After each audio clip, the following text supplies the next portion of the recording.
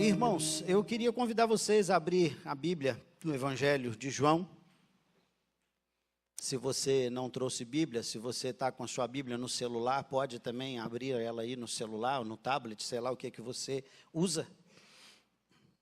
Mas eu pensando diante de algumas coisas que nós encontramos na igreja do Aprisco quando chegamos, e relendo essa parte das Escrituras,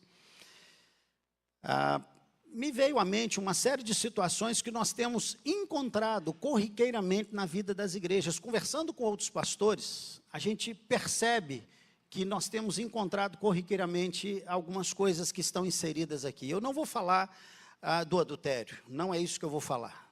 Apesar de que o texto fala de um flagrante em adultério. Não é sobre isso que eu vou falar, mas eu vou pensar em algumas coisas que existem no texto e que nós, com o passar do tempo, nos acostumamos tanto com o sagrado, e nós nos acostumamos tanto em ir à igreja, nós nos acostumamos tanto a frequentar a escola dominical, nos acostumamos tanto a fazer as atividades na vida da igreja, que na mesma proporção que a gente intensifica essas coisas, na mesma proporção parece que algumas coisas na nossa vida começam a ficar cauterizadas. E precisamos estar com os olhos bem atentos para não cometer os erros que nós vamos ver nesse texto, alguns erros que essas pessoas cometeram e que Deus nos livre de cair nesse espírito que a gente percebe que tem tomado conta da vida de muita gente, que é o espírito farisaico. Esse espírito do fariseu, ele está tomando conta do coração de muita gente. Há muita gente religiosa, mas sem o coração ser um coração de Deus, sem ter um coração próximo das coisas de Deus. São bons religiosos, são zelosos com a casa de Deus, são zelosos com tudo que diz respeito às questões da denominação, da instituição, mas o coração está se perdendo, estão se tornando meros religiosos, e a paixão, o amor, que o Apocalipse diz que nós não deveríamos perder, começa a se perder, começa a sair pelos nossos dedos, e nós começamos a ter um coração achando que estamos fazendo as coisas corretas, quando na verdade estamos fazendo as coisas equivocadamente, e elas não estão glorificando o nome de Deus.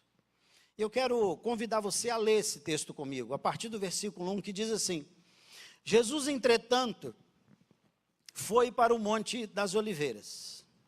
De madrugada, voltou novamente para o templo. E todo o povo ia ter com ele, e assentado, os ensinava. Os escribas e fariseus trouxeram à sua presença uma mulher surpreendida em adultério. E fazendo-a ficar de pé no meio de todos, disseram a Jesus: Mestre, esta mulher foi apanhada em flagrante adultério. E na lei nos mandou Moisés que tais mulheres sejam apedrejadas. Tu, pois, que dizes? Isto diziam eles, tentando-o para terem de que o acusar. Mas Jesus, inclinando-se, escrevia na terra com o dedo. Como insistissem na pergunta, Jesus se levantou e lhes disse: aquele que dentre vós estiver sem pecado, seja o primeiro que lhe atire pedra. E tornando a inclinar-se, continuou a escrever no chão. Mas, ouvindo eles esta resposta e acusados pela própria consciência, foram se retirando um por um, a começar pelos mais velhos, até os últimos, ficando só Jesus e a mulher no meio onde estava. Erguendo-se Jesus e não vendo a ninguém mais, além da mulher, perguntou-lhe: mulher, onde estão aqueles teus acusadores? Ninguém te condenou? Respondeu ela: ninguém, Senhor. Então lhe disse Jesus: nem eu tampouco te condeno. Vai e não peques mais. Vamos orar? Deus, nós já oramos aqui nessa noite, já entoamos louvores ao teu nome, e nessa hora pedimos ao Senhor que aplique a tua palavra ao nosso coração. A gente precisa entender que nós estamos aqui e o que for falado é para nós. Para nós que estamos aqui, não é para ninguém que não está aqui. Essa palavra é para nós, a começar por mim primeiro. E ela precisa impactar o nosso coração para que haja mudança necessária em nós para a glória do teu nome. Então nós te pedimos, Deus, pela tua misericórdia, que abra o nosso entendimento para que a gente possa entendê-la da maneira simples e entender que isso é para mim e que a gente precisa desesperadamente do Senhor, mais do que qualquer outra coisa nessa vida. Nós te pedimos no nome de Jesus. Amém e amém. Antes de nós entrarmos no texto, eu não vou citar o nome dos personagens, mas algo me chamou a atenção há um tempo atrás, quando um episódio aconteceu com um rapaz que frequentava a igreja e uma moça que já era membro da igreja. E esse episódio desencadeou em algumas situações constrangedoras, tanto para um quanto para outro. E me assustou a postura de alguns em relação ao rapaz, que ainda não era membro da igreja. Porque a decisão que alguns tomaram é: esse rapaz não pode mais frequentar a nossa igreja. Porque ele cometeu alguma coisa errada. Ele fez algo que não deveria ter sido feito, então ele tem que ser excluído do nosso meio. Nós somos uma comunidade de pessoas santas. E esse rapaz que fez algo errado, ele então não pode entrar, porque se ele entrar é como se ele tivesse uma doença extremamente contagiosa, e nós, por ter um contato com ele, seríamos facilmente contaminados com o vírus dele. E, de fato, algumas vezes, inclusive, ele chegou para entrar na igreja e pessoas o barraram na porta da entrada da igreja e disseram para ele: aqui você não pode entrar. Porque aqui é lugar de gente boa. Aqui é lugar de gente santa. Aqui é lugar de gente que está num nível espiritual, está num nível mais elevado. Então, se você entrar, você vai transmitir o vírus para nós e nós seremos contaminados com esse vírus. Então, você não pode entrar aqui. O resultado final é que esse rapaz realmente não entrou, e algumas vezes ele chegou a parar na porta da igreja e chorou, porque gostaria de entrar, mas não podia entrar, porque ali era uma comunidade de gente que estava num nível mais elevado. E gente que está num nível mais elevado não pode conviver com pessoas que estão no nível mais abaixo, porque isso contamina. Quando você pega o texto e você olha esse texto, você vê alguns personagens neles. Você vê o fariseu. Quem era o fariseu? O fariseu é o cara que fazia a lei ser executada. Diríamos que ele trabalhava no executivo. Ele fazia a lei valer, ele exigia das pessoas o cumprimento da lei, ele fazia tudo isso, todo esse processo. Tem também um outro personagem nesse texto, que são os escribas. Quem são os escribas? Os escribas eram aquela turma de pessoas que eram responsáveis por não deixar a lei morrer no aspecto dela se perder. Ou seja, eles faziam transcrição da lei. Sempre estavam fazendo isso, porque o material que existia naquela época, ele se decompunha com muita facilidade, então necessitava dos escribas para que se fizesse essa transcrição de tempos em tempos, pessoas extremamente zelosas, Mas há mais outro personagem que nós encontramos nesse texto, o povo. Esse povo que foi para o monte, esse povo que desceu para o templo, esse povo que está aos pés de Jesus, querendo aprender de Jesus, ouvindo os ensinamentos de Jesus. Nós encontramos esse povo também. Um outro personagem que nós encontramos nesse texto é a mulher que é pega em flagrante. Guarda essa palavra. Essa mulher foi pega em flagrante, ok? Um outro personagem que nós não encontramos no texto, mas ele está no texto. O homem que estava com essa mulher.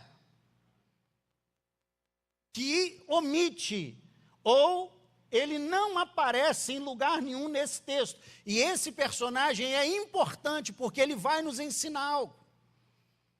E um personagem que existe nesse texto, que é o personagem central de tudo, que se chama Jesus Cristo. E esse personagem precisa ser o personagem central da sua vida em toda a sua trajetória. O que nós aprendemos aqui? Jesus está ensinando, ele foi para o monte, ele desce do monte, de madrugada, ele volta para o templo, a multidão desce com ele, se assenta no templo, para poder ouvir um pouco mais dos ensinamentos de Jesus. Jesus, em meio ao ensinamento, ele é interrompido pelos escribas e pelos fariseus, que trazem à sua presença uma mulher, colocam no meio de todo mundo, e dizem para ele, essa mulher foi pega em flagrante adultério. E na lei, isso aí é uma outra informação importante do texto, e na lei diz que ela tem que ser apedrejada. Abre parênteses. Na lei diz que tanto ela quanto o homem deveriam ser apedrejados. A lei diz assim, Levítico capítulo 20, versículo 10.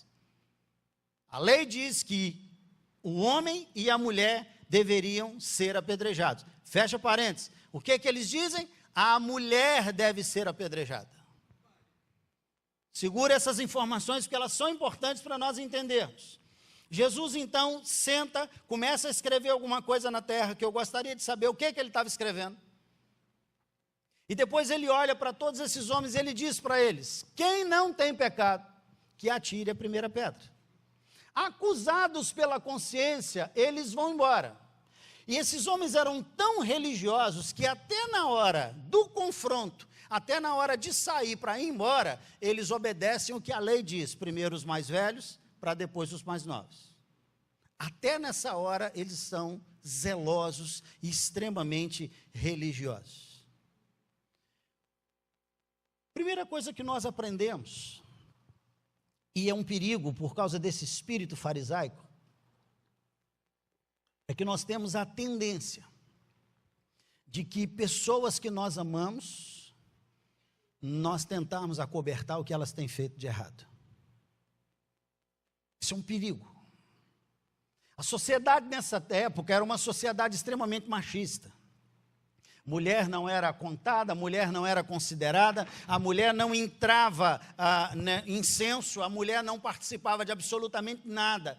E por uma questão que eu entendo cultural, a mulher não é, o homem não é trazido à presença de Jesus, ou seja, eles estão acobertando o erro dele. É como se eles estivessem dizendo assim, olha, a gente só conseguiu pegar ela, ele escapou, eles foram pegos em flagrante. Os dois estavam ali. No Novo Testamento é possível você ser pego em adultério sem a presença do outro, não é isso que Jesus diz? Jesus diz que aquele que olhar para uma mulher com intenção impura no coração já adulterou. Então é possível adultério no Novo Testamento sem a presença do outro. Mas aqui nesse quadro não era possível adultério sem que o outro estivesse junto. E por uma questão, esses homens então eliminam a presença do homem, meio que defendendo ele. Ó, foi só ela que errou. E é curioso como temos visto isso acontecer. Se nós amamos e se nós gostamos, a gente tem a tendência de super proteger e até esconder o que as pessoas têm feito de errado, porque são amadas, nós gostamos demais delas. Então nós queremos meio que acobertar as coisas que elas têm feito de errado, fazendo ali, aqui, ali, acolá, algumas coisas para tentar encobrir o erro de tal pessoa. Irmãos, numa situação, Valadares tem uma igreja que está vivendo um drama terrível.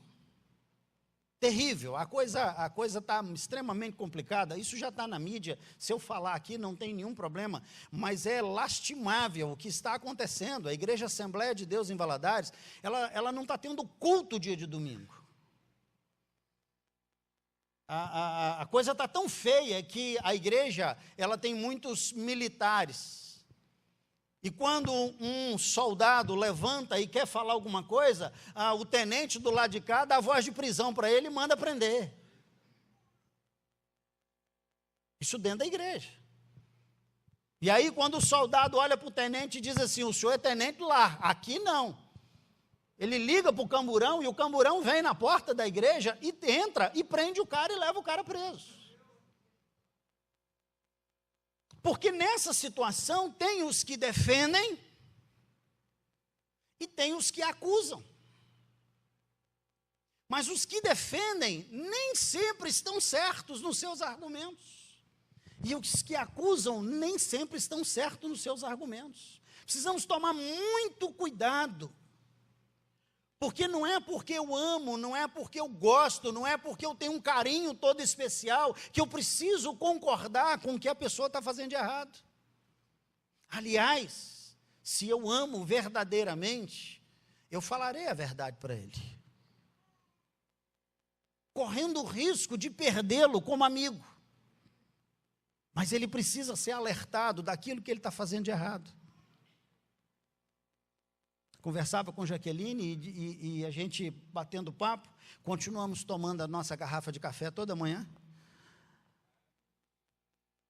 E eu disse para ela, falei assim, amigo que não aceita de mim a verdade, mas que espera de mim falas mentirosas e falas de hipocrisia, ele quer tirar de mim o pior, para mim não serve.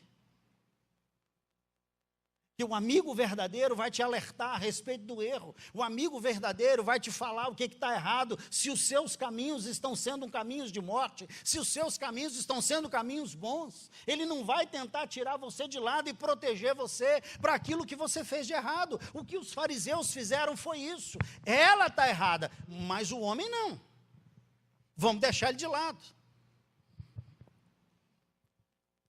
E a gente vai caminhando e a gente vai percebendo algumas situações assim, na caminhada cristã. Não sei se o Wellington tem enfrentado isso, mas eu tenho enfrentado isso. E alguns argumentos são assim, não, pastor, ele até fez errado, mas olha a vida de fulano também. Espera aí, a vida de fulano é a vida de fulano, a vida dele é a vida dele, se está errado, está errado. E tem que ser dito.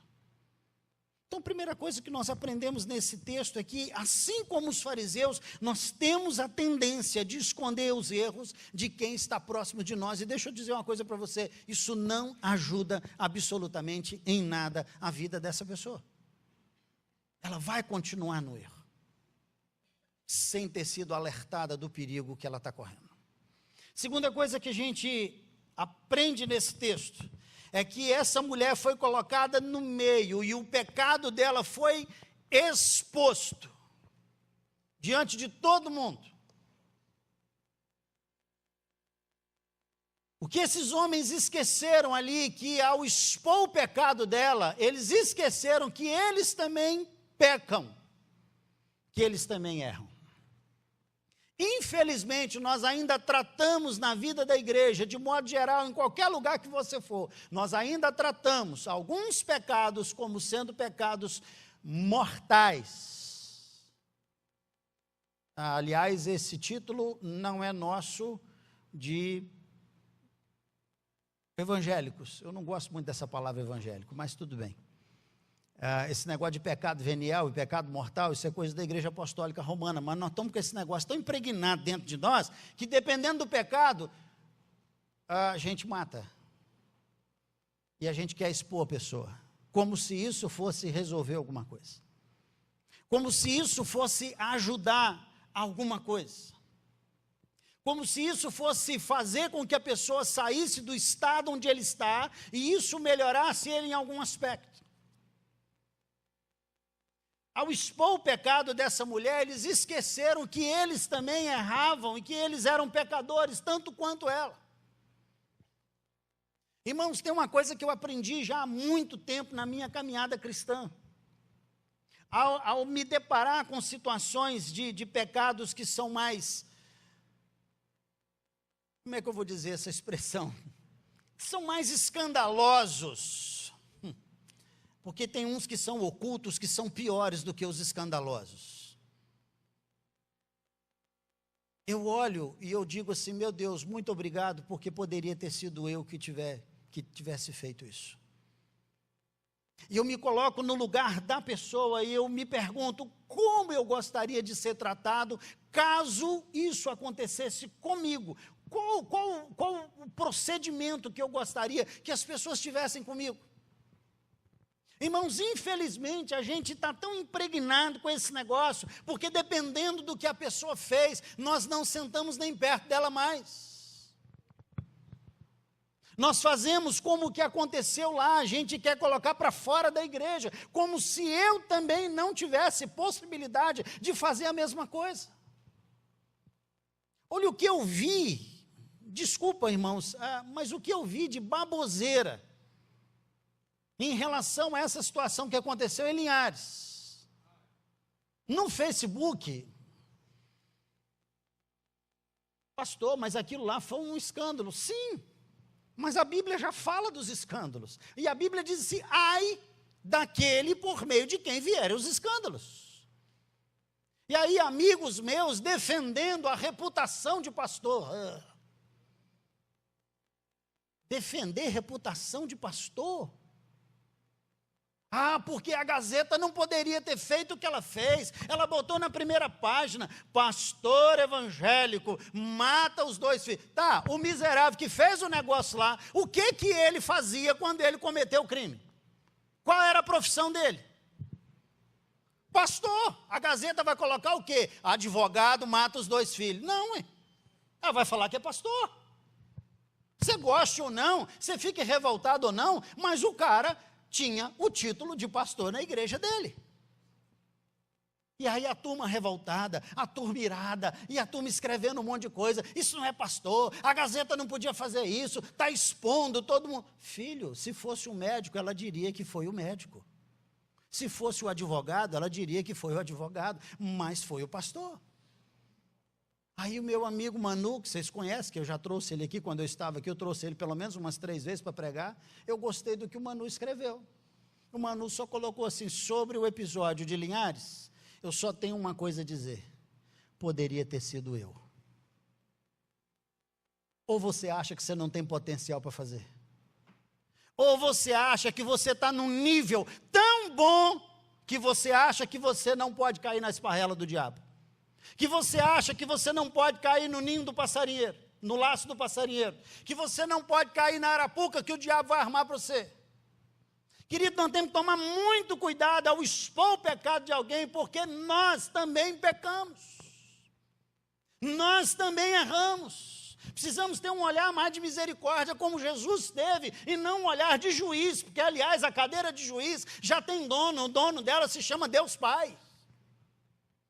Não somos nós que temos que nos assentar nessa cadeira, o nosso olhar é de misericórdia. Porque poderia ter sido comigo, poderia ter sido eu.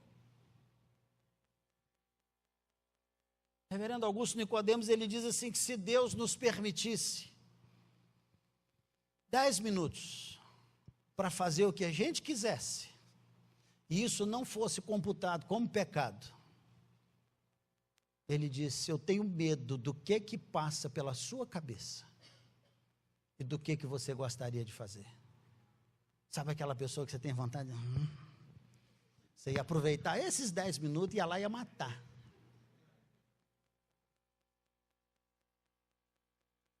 Para com esse sentimento de fariseu, de achar que você tem que expor a vida de alguém, porque você também peca. Ouvi uma frase recente, agora em Valadares, de um pastor que está tratando de uma situação na igreja dele.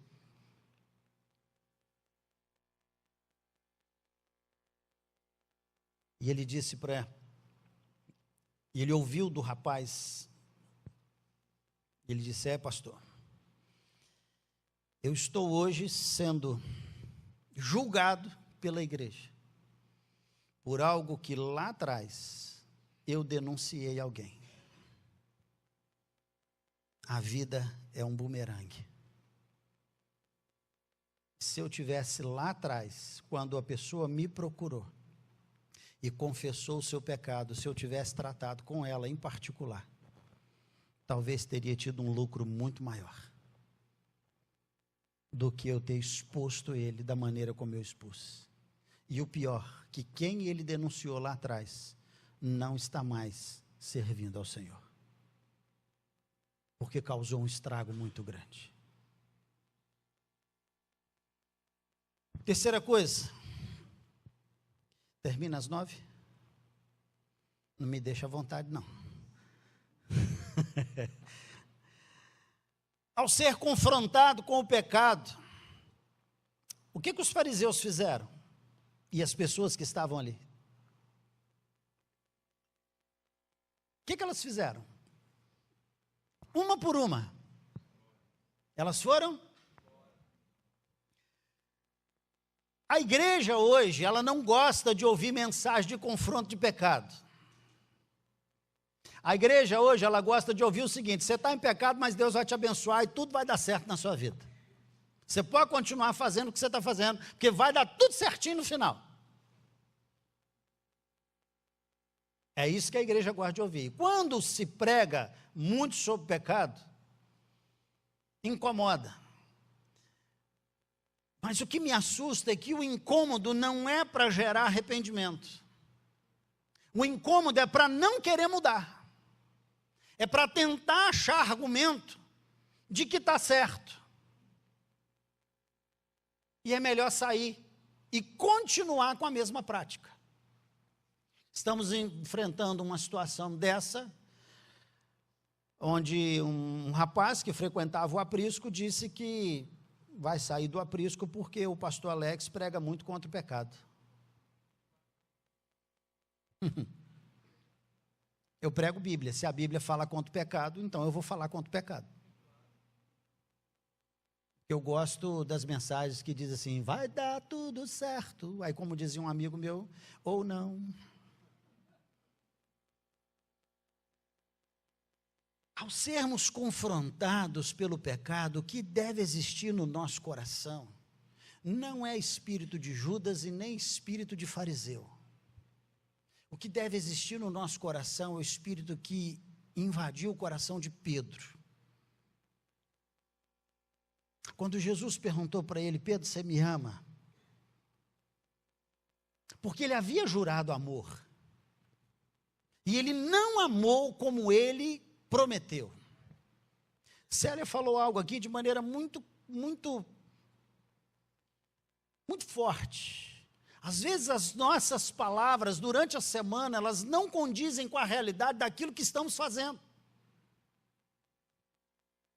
Pedro foi assim, ele falou: Senhor, se preciso for, eu morro junto com o Senhor. Mas a hora que o negócio apertou e que ele precisava mostrar amor a ponto de morrer junto com Jesus, o que ele fez? Ele negou. Ele falou que não ia fazer. E quando Jesus o confronta sobre esse amor, o que há no coração dele é arrependimento. Não é remorso. Judas teve remorso do que ele fez. Pedro teve arrependimento. Os fariseus só ficaram com a consciência pesada, mas não gerou mudança na vida deles. Eles continuaram fazendo as mesmas coisas.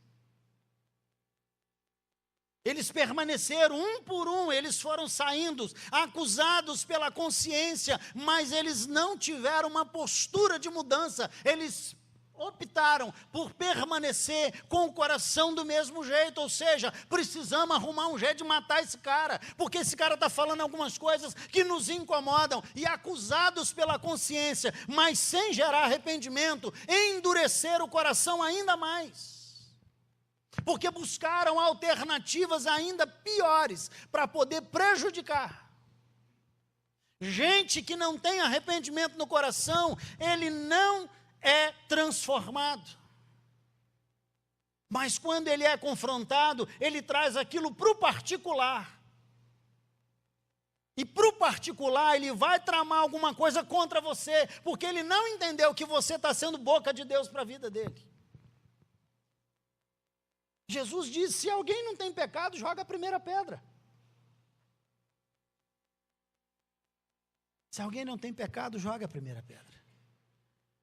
Irmãos, não existe pecadinho, pecadão, a gente trata isso dessa maneira, mas isso não existe. Deixa eu te falar uma coisa, em nome de Jesus, nós precisamos internalizar esse negócio em nós. O amor que tem que habitar no nosso coração é o mesmo de Jesus, de olhar para o pecador e ter misericórdia da vida dele, porque a sua vida e a minha vida é alcançada pela misericórdia de Deus todos os dias. Todos os dias. Ao sermos confrontados por Deus, pela sua palavra, e se o Espírito tocar em nós, nós devemos nos arrepender, chorar na presença do Pai e termos a nossa vida transformadas para a glória do nome do Senhor. Mas não, a gente está se achando muito bom. A gente está num nível, como eu disse aqui no início, nós estamos num nível superior. E nesse nível superior eu posso olhar para a vida dos outros e dizer o que os outros estão fazendo de errado. Tolo, quando você olha e diz que o outro está fazendo errado, você está fazendo errado. Você está fazendo errado ao fazer isso. Porque o que a minha Bíblia diz, e a sua Bíblia diz também, que se você vê alguém fazendo alguma coisa errada, o que você tem que fazer? Chame ele, converse. E diz as Escrituras que se ele te ouvir, você ganhou o seu irmão e Deus é glorificado no céu. É assim que tem que proceder. Em último lugar, é que essa mulher que chegou como vilã, como réu diante do tribunal que se instalou aqui, foi a única que voltou para casa bem. Foi a única. A que teve o pecado exposto diante de todo mundo, foi a única que recebeu o perdão da parte de Deus. Aqui que teve o seu pecado exposto diante de todos e que rasgou o coração diante de Jesus, foi a única que ouviu dele que ela estava perdoada e que ela não deveria mais fazer o que ela fez. Eu sei que muitas vezes, querido, quando a gente conversa com as pessoas e a gente pede para que as pessoas falem algumas coisas, é difícil, porque existem alguns pecados em nós que nós já o tratamos como se fosse o nosso cachorrinho de estimação. E às vezes é difícil falar deles, às vezes é difícil comentar sobre eles, às vezes é difícil abrir o coração, rasgar o coração e dizer: esse é o meu pecado, e eu preciso de cura, eu preciso de milagre, eu preciso ser tocado pelo Senhor para que a minha vida seja transformada. Mas muitas vezes o farisaísmo que existe dentro de nós, a gente prefere continuar com uma roupagem que está tudo bem, quando na verdade não está bem. Olha o caso de Naamã. Um oficial de guerra, quando vestia a roupa, escondia a lepra que estava por baixo, estava bem. Mas quando aquela menina que trabalhava na casa de Naamã o confrontou e disse assim: existe um profeta, e o que ele mandar você fazer, você faz. E o que ele mandou fazer? Mergulhe 7 vezes no Rio Jordão. Só para te localizar dentro do texto, Rio Jordão não é um rio limpinho, tá? É rio poluído, como nós temos nos dias de hoje, que os peixes estão sofrendo para sobreviver. Eu falei que os peixes já estão sofrendo mutação. E ele olha e fala assim: eu mergulhar nesse rio, lá na minha terra tem um farfar, é um rio limpo. Mas se Deus te confrontou e é no Rio Jordão que você tem que mergulhar, obedeça, porque isso é o melhor de Deus para a sua vida. E se Deus está dizendo para você lá em 1 João capítulo 1, versículo 9, e se Ele diz que se nós confessarmos todos os nossos pecados, Ele é fiel e justo para nos perdoar todos, é exatamente isso que Ele quer que você faça. Não é que você continue caminhando numa trilha, escondendo algo, acolhendo algo no seu coração, mas tendo uma roupagem, mas tendo um estereótipo de que está tudo bem, de que você está santo, de que você está orando, de que você está lendo a Bíblia, quando na verdade você não está fazendo isso. O que Deus quer de mim, de você, é o que aconteceu com essa mulher. Ela foi exposta, e Deus quer que a gente se exponha diante dele, porque para ele a gente não consegue esconder absolutamente nada. Mas às vezes é melhor sentar e dizer o que o outro está fazendo de errado, do que reconhecer os próprios erros. Às vezes é melhor sentar e dizer que seria melhor se as coisas fossem assim, quando na verdade nem você está fazendo as coisas assim.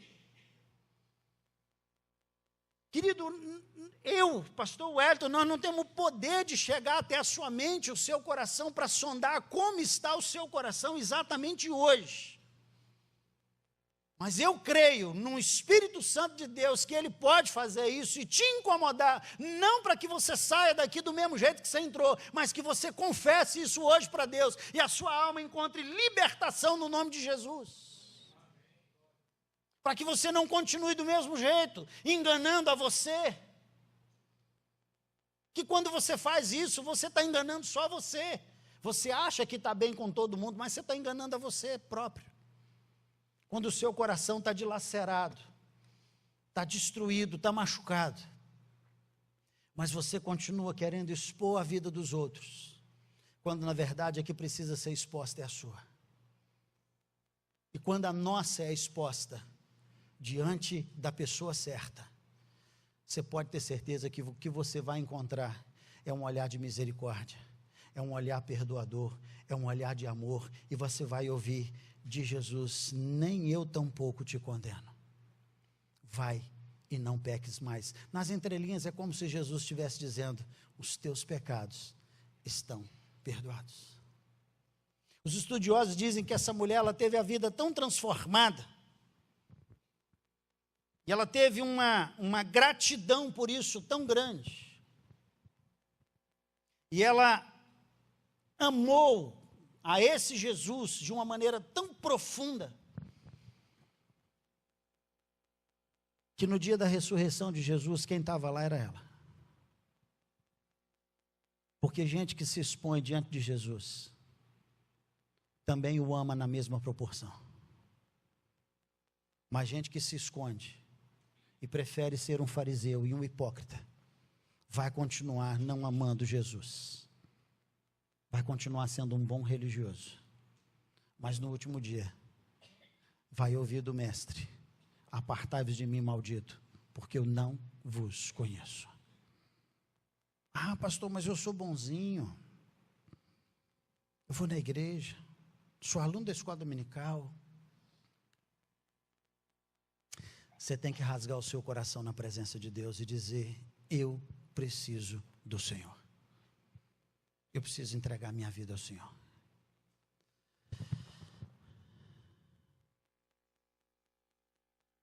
Esse espírito farisaico tomou conta de nossas mentes, onde temos a falsa ideia de que somos melhores que alguém, e por isso podemos julgá-lo por conta do pecado que ele cometeu, como se não tivéssemos pecado. Pastor Glauter, que vocês conhecem bastante, há pouco tempo ele escreveu algo no Facebook, não sei se é dele, que eu não me lembro, mas foi ele que publicou. Mas ele disse assim, e eu concordo com ele em gênero e grau: se você tem lido muita Bíblia, isso tem feito você achar que você é melhor do que alguém, melhor você parar de ler Bíblia.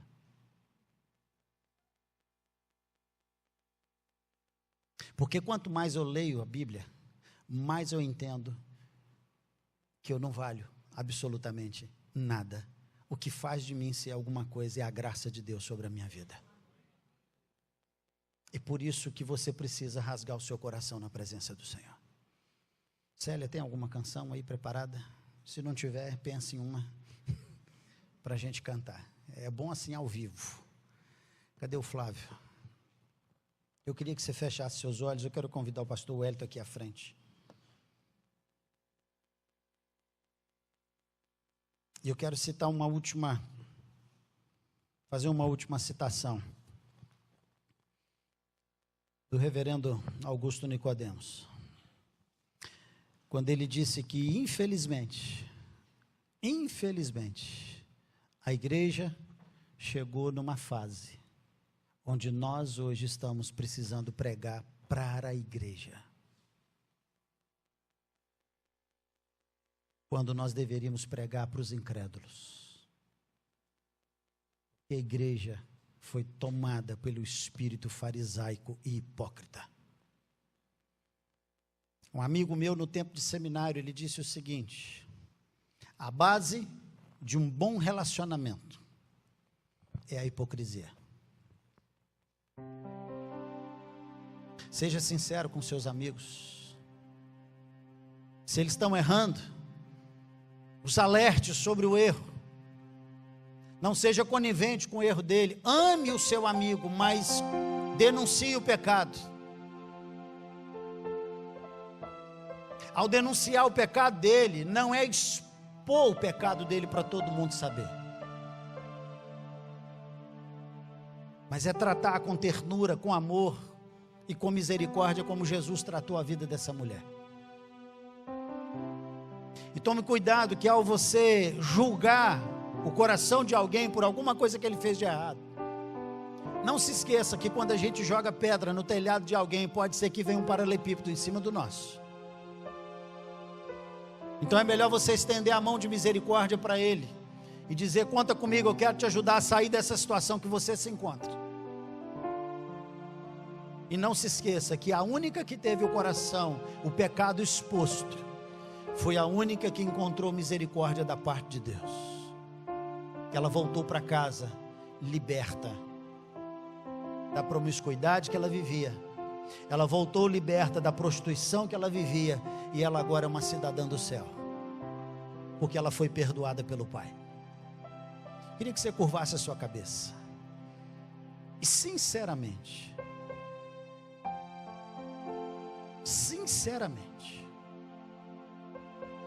faça essa oração. O que na sua vida você já vem lutando há muito tempo, ou talvez não tenha tanto tempo assim, mas isso está te incomodando? E eu não quero que você saia daqui hoje como fariseu, simplesmente condenados pela própria consciência a tomar a postura de ir embora, mas com o coração endurecido da mesma maneira. Mas que você hoje rasgue o seu coração na presença do Senhor e receba a cura para a sua vida no nome de Jesus.